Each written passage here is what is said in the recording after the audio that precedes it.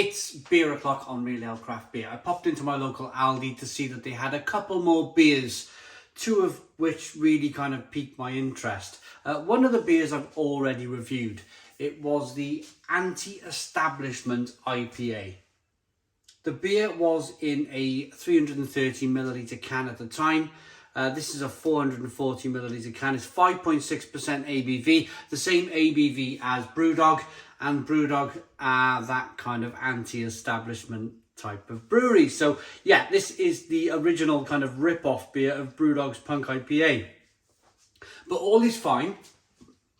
It was actually kind of taken, it was very well received between Brewdog and Aldi.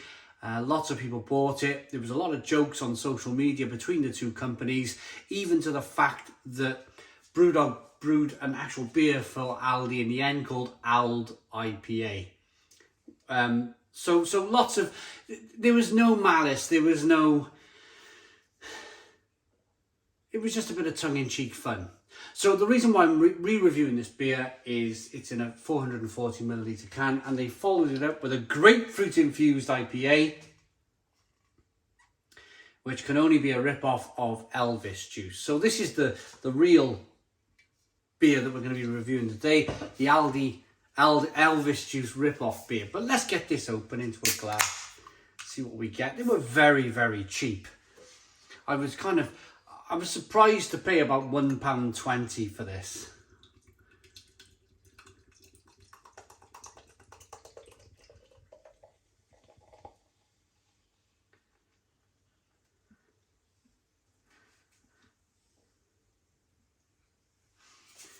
So we have a 3-finger white head, nice head on the beer, golden, light, amber coloured beer, good levels of carbonation. This is the Anti-Establishment IPA. The other thing as well, which I really kind of took note of, was the Aldi IPA that Brewdog brewed is no longer in Aldi. I didn't see it in my local Aldi store. So whether they're just brewing their own version now,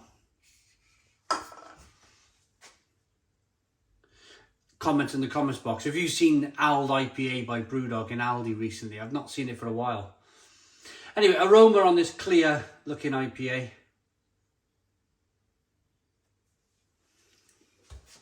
Malty, malty, malty.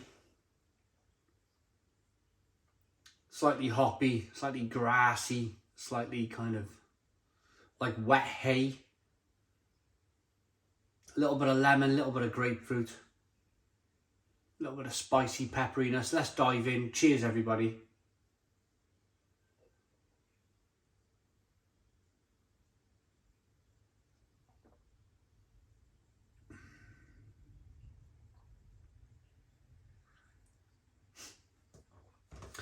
Blimey, you'd be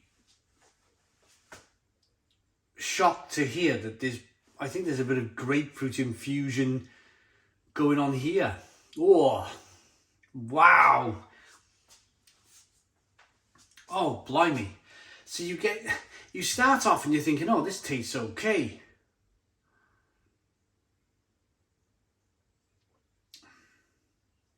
It's soft, it's lovely, it's refreshing, it's drinkable. And then you get, right now, you get this slightly weird artificial grapefruit taste that's very quickly followed by an awful astringent, drying bitterness that tastes nothing like hops. It's like a chemically infused beer with fake grapefruit concentrates and a fake bitterness. Awful, awful, awful stuff.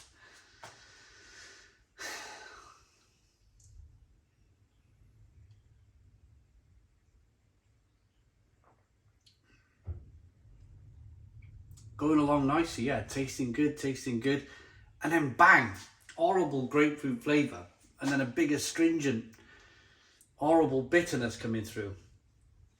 Now, what I suspect here is that all they've done with the Grapefruit Infused IPA is that they've added more grapefruit concentrate to the beer, and it's going to be even more grapefruity, and it's going to be even more astringent and bitter. Pardon me. Should we take a look? Memphis Boulevard Grapefruit Infused IPA by Aldi. Now Aldi have this way of closely copying products in their supermarket. When they do it with food, they generally do it really well. They've actually produced some of the big 660, 750ml bottles of closely resembled Hoegaarden beer, which I liked. But whenever Aldi tries to do New World beer, they always make a right old mess of it. They always seem to put in a half-hearted, half-assed job with it. But the really curious thing is us craft beer drinkers, the reason why we drink craft beer is because we want to taste something. We want to enjoy flavour, enjoy these New World beers. So the very fact that Aldi are trying to sell their craft beer to a craft beer drinker with chemically flavoured grapefruit infused concentrates is just beyond me. It's like the most difficult sell ever.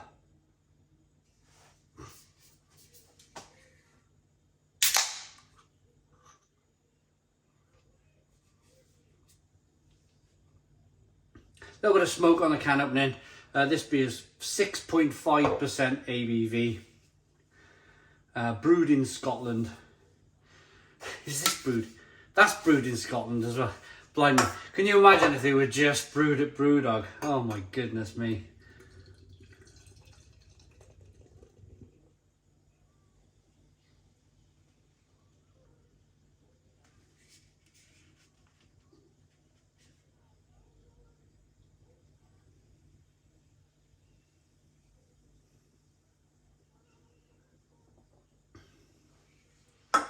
So we got a 3 to 4 finger white head, slow moving carbonation,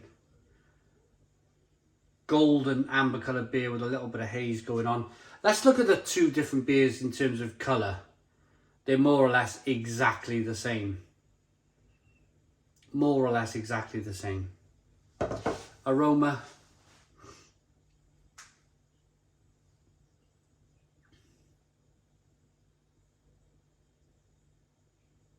Ugh. It smells like somebody's dunked a grapefruit Solero, a grapefruit ice cream, a grapefruit lollipop has been melted into my beer. Because that's what these brewers use. They use ice cream concentrates. They think they're fooling people. I know what we'll do. We'll remove all of the hops. We'll put in some astringent bitterness and we'll pile in a load of grapefruit concentrate, ice cream concentrate. They won't even know. They won't even have a clue. They won't even know. Why haven't we sold any?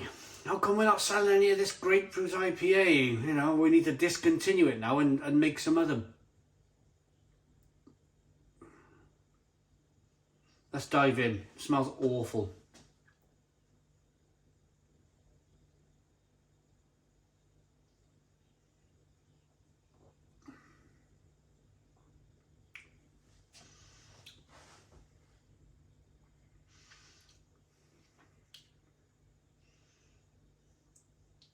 Wow. Do you know if you could smell a headache? Do you know if you could smell a headache a mile away? Yeah, this is exactly what this is. I'm almost smelling my own headache.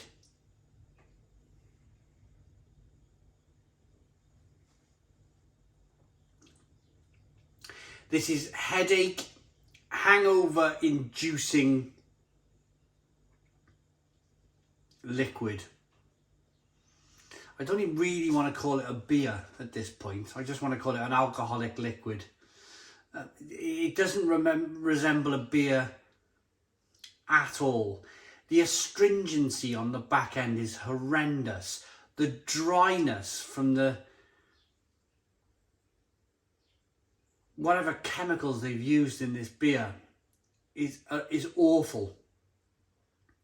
There's no real malt context. There's no real malt flavour.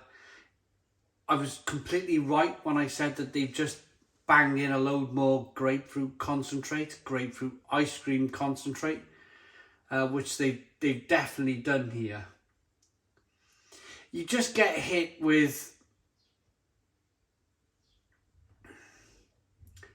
an awful, overly powering grapefruit concentrate, and then followed by an awful drying bitterness.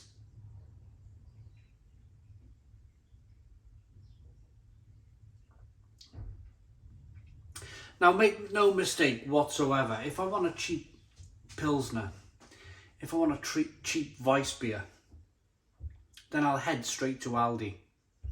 I will go straight to Aldi and I'll buy their Weiss beer and I'll buy their Pilsner, because they're a German company. And they produce good German Weiss beer. They produce good German Pilsner. I would buy it and I would quite happily drink it all weekend long. They're relatively kind of, or their fake Hoegaarden is, the carbonation here is awful. Their fake Hoegaarden is great. It's a lovely beer. So I'm not completely knocking Aldi's beer here. I'm just saying, when they attempt craft beer, they attempt it and they go about it all wrong. And it's because good craft beer costs quite a bit of money to make. And there's no substitute. There's no substitute. There's no grapefruit concentrate in the world, or there's no fake hop bitterness in the world that's going to make me go, yeah, this is good. Trash. Absolute trash.